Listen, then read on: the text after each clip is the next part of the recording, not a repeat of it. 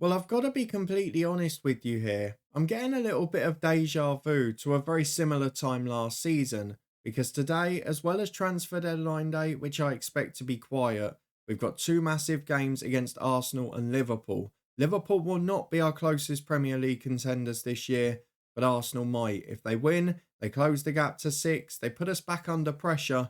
With other competitions struggling at times, it really is important that we win the Premier League. Oh, and we've got a record sale as well.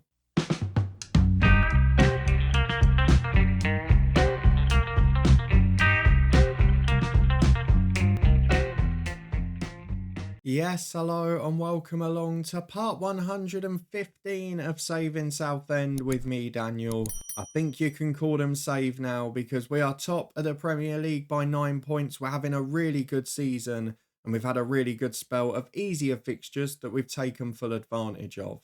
Today, we look forward to the end of the transfer window where, after agreeing a number of new contracts in November and December, we've not really had a lot of pressure on our star players this month, and it's kept the happiness in the club, it's kept the morale up, and made a real difference to our form and our performances.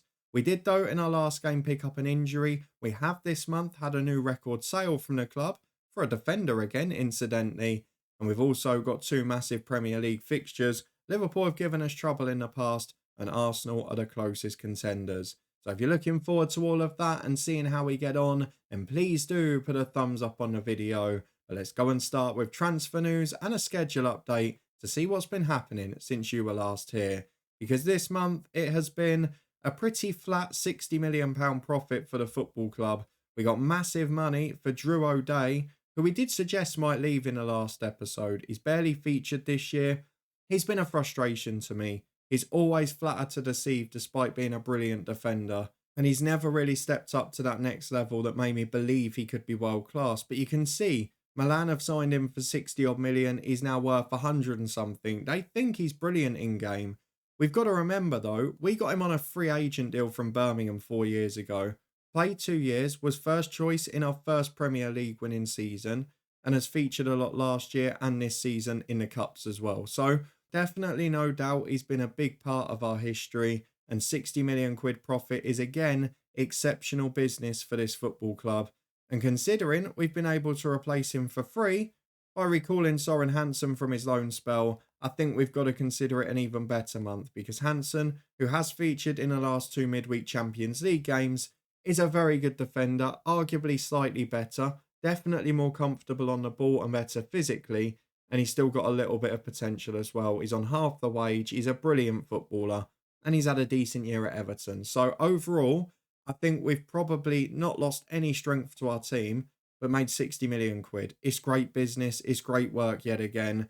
And we've also recalled Kevin Golobeck from loan. He picked up a really long injury out at Accrington, I think it was, 3 or 4 months with a hip injury. He's almost back, he's homegrown at the club, and he'll be third choice keeper from this point on. The other news during this season, which we've not really had a chance to touch on yet, has come more from the staff in front. If we go and have a look at what's been going on, we have had a few additions as scouts. Jordan Miles from Aberdeen, the latest. But one I forgot to mention all the way back in August, and I know a few of you in the Discord and that have mentioned that you've managed to get him too, is Pep Guardiola, the former Aston Villa, Manchester City, Inter Milan manager. Spent time with Spain and Portugal as well. He is just about the perfect scout, and he is with us now looking to find young stars from Portugal and Spain, which I'm sure will go pretty well. So Pep Guardiola is in and amongst the scouting ranks. Hopefully he'll help us find some stars. But for now, let's have a look at the schedule and see how we've been getting on over the festive period, because we alluded to the fact when we limped through the last lot that we just had to find a way to win because we had a good run of fixtures coming up. And it's proven that way. We got those crucial wins last time against Brighton and Manchester United. We then won 5-2 at Newcastle, which flattered us slightly because it was a red card at 2-3, I think it was. And then late on, we managed to get a couple more to make it look far more comfortable than it was in truth. But good goals there from Kranjic, then Herbert Adamson and Torres got one apiece. We followed it up with a 2-0 win at home to Leeds 3 days later. Big goals from Ivanov and Joe Wills. It was more comfortable than it looked, that one probably. A 2-1 win at Norwich was far from that, but 3 days after, the win was all that mattered. Robertson and Rakowski getting the goals there. It was Leeds again in the FA Cup third round, 3-0 away from home. We had to be patient after Jimenez got the first, Rakowski and Ashley Carr off the bench adding a late second and third.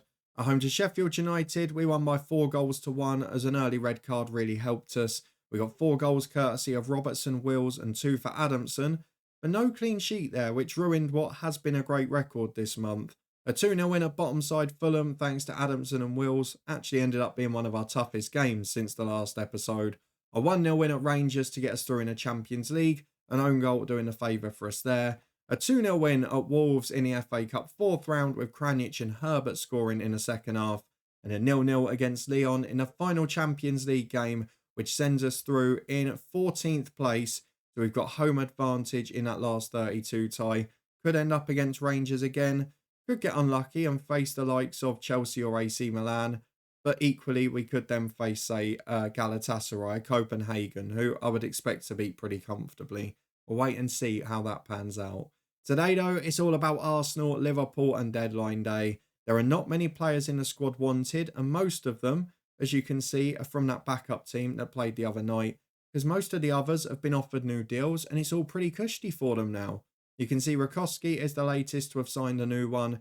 He's up to 155 grand a week, but he is without doubt our second best centre-half now, maybe prior to Soren Hansen coming back. So it's all looking lovely. We've got no problems with morale, which we're usually dealing with and batting off at this time of the year. So for now, we're just going to head through to Arsenal away and hope we can keep the unbeaten run going. I'll take a draw. I'll take any form of positive result. If we can stop Arsenal winning this one, the title is looking pretty comfortable at this stage. Waneri, Saka, Martinelli among the originals in the team. You can see they've got Robertson up front, who is still brilliant and scored against us plenty earlier this year. Then we're going to get our first team back in after rotation in midweek.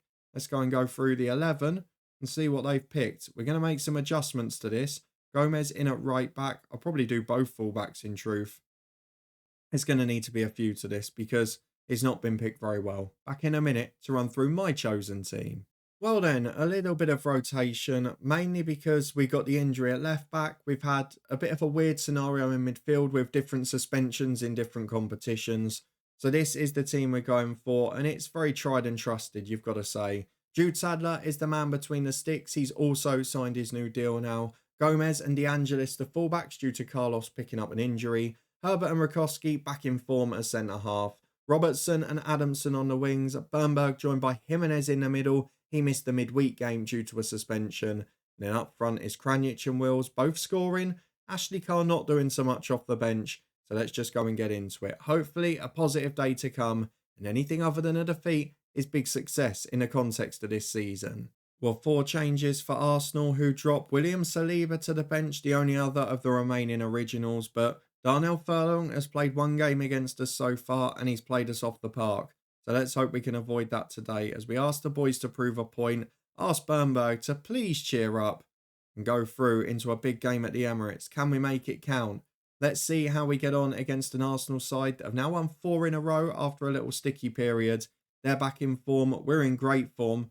We want to keep it that way as we nick it on the halfway line with Adamson, running from left to right, the winger. Challenged, but only as far as Jorg Robertson, who's had a far better second season. And Jimenez, the one team selection doubt today, is in, and he nearly scores. Straight at Savane, it's great football, but the early chance goes begging. Well, Arsenal forced into a sub already due to injury, and they've got a long free kick here, which Gomez deals with. It's getting quite tight between him and Memic as he gives the ball away there and gets away with it. Second time's a bit better, but we've still not got out of danger. I must say with the fullbacks, and I know it's only first season and I need to admit it, because Gomez has just given it away again. They've not been the upgrade I expected. I looked at them on paper and thought it'd be great, as Waneri's gone down injured for Arsenal as well. Adamson breaks away. He's showing no mercy. Not putting the ball out, puts the ball in, and Joe Wills has scored it. I think he's just onside. The left back played him on, and that is a fortunate one. I've got to say, I don't feel entirely good about a scoring there, but I don't know what I can do about it. It's the referee's decision, and the goal is awarded. We're 1 up thanks to Joe Wills. Have they lost Waneri? No, that's fine. Do you know what? Waneri stayed on. That's not a problem. If he'd gone off injured, I would have felt bad, but he clearly wasn't that hurt, so why pass it to the opposition? We've gone through a quarter of the game. They've not had a shot on target yet. We're doing okay. But we've seen in the previous games when there's only a 1 goal advantage, you never know. And it got a little bit tense, didn't it, towards the end of the Villa one, as we've given it away at the back again. Become a habit today, but Rakowski wins it back well. Wills finds Kranic, tries to turn provider, and Kranic with a shot over. Half an hour on the clock, with a better side by far. We're throwing on the right-hand side for Arsenal. Just a couple of minutes later, they're looking to get on the attack, but it's won back by De Angelis and Adamson, who's had a really good spell since Vasquez got injured. Wills flicks it into Kranic. It's a great run. It's a great ball. And what a finish, Dion Kranic. He's becoming one of the most sought-after players in world football. We've got him tied down on a new deal. I'm not sure how long it will keep him happy, but he's very much earning his tag as the highest paid player at this club. Him and Wills forming a formidable partnership. And to be honest, if we get a good offer for Ashley Carr in the next summer, I'll probably let him go because these two are settled. Ivanov's great, and I could do with one more target man. Arsenal 0, Southend 2 at the break. I know it's a dangerous score, but at the moment, we're getting them back for that absolute hammering earlier in the season where they came to our place and nicked an undeserved 4-1. Adamson puts a free kick over. That would have put some gloss on it. But for now, it remains just 2. We've only had 3 shots on target. We've been ruthless, which is not always like us this year. But at the moment, I'm just enjoying the performance as Kranic puts the corner in. Savane deals with it well. The only thing I don't want to do is give them a route back in. Don't let them have a cheap goal or anything like that makes them believe. As Herbert heads away as far as Joe Wills towards Jimenez, but he's beaten to it. And Clermont can carry forward. He gives it away to Wills, though, who's working back really hard. Kranic loses out in the 50-50, though. Waneri to Robertson. What did we say about not giving them one back? Well, we haven't, but I'm not quite sure how. What a miss from Luke Robertson. Always seems to score against us. He must have been frustrated because he got booked a minute later. That is a huge miss and a huge let-off for us. First time we've been penetrated through the centre of the pitch there. And now we almost make it 3. Flick down from Wills. Kranic forces a good save. It's a very good performance, generally speaking. And with an hour gone, it's Kranic on corner duty again. Can we find a Southend head? Yes, we can. It's another great save. Out to Robertson on the right. What a performance he's having in the sticks for Arsenal. Considering they're 2 down, you wouldn't expect him to be the best player, but he is. And now we're starting to live up to it. What did I say about the ruthless edge? It's falling away when it matters most. There's 20 to go. I'm going to make some changes. Both boys in the middle. I'm going to go Kivrakidis and I'm going to go for Torres. I'm going to make that change at right back. So I'm still not entirely comfortable with Gomez at the minute. He's not the best defensively when it really matters. So we'll move him out. We've also got to think about De Angelis because we've not really got another left back. Curley is available at the club, but how often is he going to want to play? I think we'll just leave it at a 3 for now. Let's get this game won. We've got a week off. We don't need to rush it. But I am wary of match load thinking a week or 2 ahead with the FA Cup 5th round, with the Champions League knockout playoff round. We've got to be careful. We've got to be wary. As Memic finds Kivrakidis to Wills. Wide to Adamson, who beats his fullback well. What a game he's having. He's knackered as well. And Vasquez is back from injury on the bench. But can it be 3 when he comes on? Kivrakidis scores. The sub makes an impact as Will sets it up. Adamson, you have earned a rest, son. Off you go.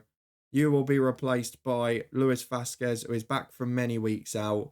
And then Joe Wills can have a little dawdle as well. He can relax. Kranic will switch over. And Ashley Carr will get a chance with 10 to go. He's not been scoring many in recent weeks or recent months. He seems a little bit too comfortable at the minute. But for now, he's got a chance to get a goal and make himself look good again. There are 5 minutes plus stoppage time remaining. We have battered Arsenal. We've only had 1 more shot on target than them as Waneri does come off injured now. But when we consider that 4-1 defeat earlier in the year, a real low point before we offered all these contracts, we've very much flipped it around now because this is our closest rival in the Premier League and we're playing them off the park. There's 7 added on. Memic down the right. Can we make it better? Cleared away as far as Torres. He goes back to Rakowski. And that's the beauty of being through with a Champions League game to spare. Being able to rest those players in the final one. Because Vasquez delivers again. And Ashley Carr can't miss. It's important that we keep those strikers away from a goal drought. As much as Carr's flatter to deceive, he's not impressed a huge amount. If we can keep them away from those 5-game scoreless runs, we're going to be better for it as a team. 3 of the 4 strikers score. Kivrakidis came on and contributed. It is Arsenal 0, Southend 4. It, I think, is now a 12-point lead at the top of the Premier League. This is starting to look very good. A far cry from what we had in a reverse fixture. Now we face Liverpool, a side that have struggled this year. And hopefully, we'll be able to find a way to win again. Before that, though, there's deadline day. I'm not expecting much, but if we get any big offers for our stars, I'll let you know. Well, we may be returning halfway through transfer deadline day, but it is no transfer update we are back for. We've got our Champions League knockout playoff round draw. I'm not going to make you sit through it because we all know how the UEFA draws are, but we'll find out who we're going to be facing together. Fingers crossed, it won't be a bad one. Well, there it is. We go to Galatasaray, who, have we played them this year? I feel like we have. I'm going to have to get the head-to-head record up, aren't I? Past meetings. When have we played Galatasaray? Not this season, but previously. We lost 2-1 away from home and won 5-1 at home. So hopefully we can do well in that second leg if we do find ourselves behind. If we avoid defeat on the road, I think we're in pretty good nick. A really good draw there. Does make the fixture congestion a little bit tighter this month with an FA Cup tie as well. There's a few games to juggle around. You can see the FA Cup one's going to have to move. But for now, all focus is on Liverpool. There's been no offers for our players today. So I think the next time I'll see you will be on Saturday afternoon. Well, it's kick-off time, and it's always a bit of a problem in FM, isn't it? When things are going too well, there's one thing you can trust in FM24 to intervene, and that, if we scroll down a little bit here, is goalkeeping injuries, because Jude Sadler has now picked up a hip injury and will be out for 2 months, injured following a fall. I mean, how old are you, Jude? You shouldn't be having a fall at 30, to be fair. So it does mean that Logan McNaughton, our young superstar, is going to get an extended run in the team. Great for him and for us in the future. But in the short term, he is the weakest backup in this 11. There's no doubt about it. So let's go and have a look at what lineup we can put together. Should be similar aside from that. Junior Krupi, you may know from the Aberdeen save if you're following on Twitch. That's how good he is in this save. He's going to be a superstar. Put us to the sword last time in that 3-3 draw at Anfield. But can we avoid conceding a late goal in this one? Ben Doak is still in of the originals. Jamie Ferguson at right back, always a threat. So let's just see what else we need to do, because we're going to have to put Parker on the bench and McNaughton in goal. Both of the other keepers are injured. In defence, I don't really want to change much, but on this occasion, I am going to bring in Memic, who I just feels a bit more solid defensively. The rest of the back four will stay the same. We've not got Carlos fit on the left. In midfield, I'm going to drop out Jimenez for Kivrakidis, who made a big impact off the bench. Yes, a heavy match load, but not too many minutes. And the rest of the team will stay exactly the same. Will Roy Curley get on the bench this time? That's the only other question. I don't think so, because Gomez can play either side as a fullback. So the 11 today sees 3 changes from the team that beat Arsenal. The enforced change in goal with Logan McNaughton coming in, and Memic at right back for defensive solidity, and Kivrakidis because he's fully fit. Both of those improve the team according to the role ability. So let's get through to the big game against Liverpool and hope this time we can find a victory. If we do, you'd have to say it would take a miracle to throw away the title. As Marco Rose's side, always one of the threats, but having a very poor year this time around. No other originals on the bench that I can see. Plenty of players in that squad we've tried to sign before. Matt Cox, Carlos Meza, Jamie Ferguson. And then even on the bench, as much as they're not strong as they were previously, they've still got the likes of Smith and Marconi to do the job before it. So let's say we want you to prove a point. We want you to show just how good you are. And hopefully we can find a way to win. We were brilliant against Arsenal. We're not going to get that performance every week. But they've won today. So we don't want to undo some of that hard work by not winning this one. 10 gone. It's been quiet so far. Let's hope we can get on top pretty soon. Well, corner kick with 15 on the clock. We've not had a shot on target yet according to the stats, but we get one when it matters. Kranjic with a corner to the back post. Herbert this time. No towering header into the net. Just nods it back across goal for Rakowski. And his centre-half partner makes no mistake. Exceptional work. And that's when I know we're really in form, because we're making the most of set pieces. We all join together. And to be fair, instead of having to work on team bonding and morale and fitness at this time of the year, I can work on set pieces a bit in training, which makes a difference. As McNaughton comes, that'll be a confidence boost. Great goalkeeping, Logan McNaughton. I'm a little bit worried about him today, but that That's given me a little bit of confidence too. The kick's not great though. De Angelis nicks in to help out and Adamson tries to run away with it, but Ferguson does well. Here's Meza in the centre circle. Plenty of space to run into. Just play short to Buckley in the end, and it's a good through ball to Brook. In he goes. It's 1-1. McNaughton didn't even try and save it, to be honest. And while he's a very good young goalkeeper, he's no Jude Sadler at the minute. That is a problem. 1-1. The defending left a bit to be desired too. But Liverpool back on terms, and both shots on target gone in so far in this game. We're just over 10 minutes to the break. It's a Liverpool free kick, which is flicked away to the edge of the box for Marconi. Individual magic. The skipper delivers. They can still give us trouble on their day, Liverpool. They're just not quite as consistent this year, but that boy is just about the best player in the Premier League. One of those things, we couldn't deal with it. As Rakowski plays to Kivrakidis. We saw a 3-3 thriller at home, or away from home, sorry. Are we going to get the same here? As Kranic goes back to Robertson, we'd probably take it from this position. As Jorg Robertson trying to outdo Marconi, but his shot not quite as accurate. Tipped over by the keeper for another corner. And it's Ryan Adamson on duty here. Chance to put the cross in to the back post. Herbert's up. Can't quite make it. Robertson there again. But we were behind in a pretty even match, to be honest. And Liverpool have just taken their chances. Marconi is, genuinely outstanding. Better than anything we've got. And he's earning twice the amount of anyone in our squad too. But that's not going to count for much. Beating Arsenal and then throwing away that extra 3-point lead is going to hurt as Marconi's in. Oh, this is going to worry me for a couple of months. Because the problem with McNaughton in goal, and it's no disrespect to him, he looks like conceding chances. Sadler bails us out at crucial moments.